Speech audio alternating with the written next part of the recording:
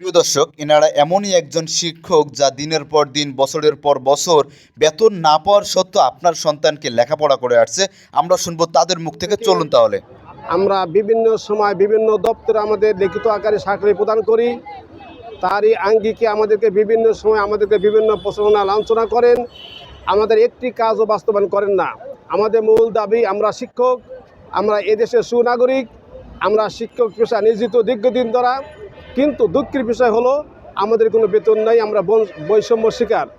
তাই আমরা বিগত সরকারের কাছে বারবার ধর্ণা ধরেছি, শিক্ষা মন্ত্রণালয়ে গেছি, শিক্ষামন্ত্রীর কাছে চিঠি দিয়েছি, স্মারকলিপি দিয়েছি।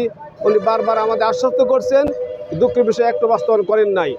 পরে যখন অন্তর্বর্তী সরকার আসেন, তখন আমরা আগস্টের 6 তারিখে আমরা তার স্মারকলিপি প্রদান করি। সেখানে আমাদের স্মারকলিপির মধ্যে 6 দফা দাবি থাকে। সেই 6 দফার বাস্তবায়ন 1 নম্বর হলো আমাদেরকে প্রাইমারি ন্যায় জাতীয়করণ করতে হবে। 2 নম্বর আমাদের নীতিমালা প্রণয়ন করতে হবে। 3 নম্বর কোর্ট বিনিময়ে কোর্ট দিতে হবে। 4 নম্বর স্থগিত আদেশ প্রত্যাহার করতে। দফার বাস্তবায়ন 1 নম্বর হলো আমাদেরকে প্রাইমারি ন্যায় জাতীয়করণ করতে হবে। 2 নম্বর আমাদের নীতিমালা প্রণয়ন করতে হবে। 3 নম্বর কোর্ট বিনিময়ে কোর্ট দিতে হবে।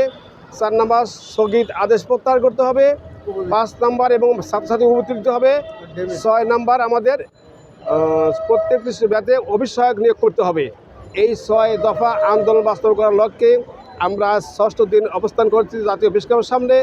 আমাদের একটি দাবি, আমাদের যৌক্তিক দাবি, আমাদের মূল দাবি হলো যে আমরা এদেশের নাগরিক, আমাদের শিক্ষকতা পেশায় সবার নিয়োজিত আছি।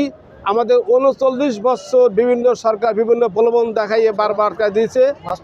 তাই আমাদেরকে এবার জাতীয়করণ না দিলে আমরা এই মাঠ ছাড়ব না। এই মাঠে আমরা অবস্থান করব যে পর্যন্ত আমাদের শিক্ষকদেরকে জাতীয়করণ আওতায় না নিয়ে আসা হবে, এবং আমরা এই জাতীয় প্রেসক্লাবে আন্দোলন চালিয়ে যাব ইনশাআল্লাহ।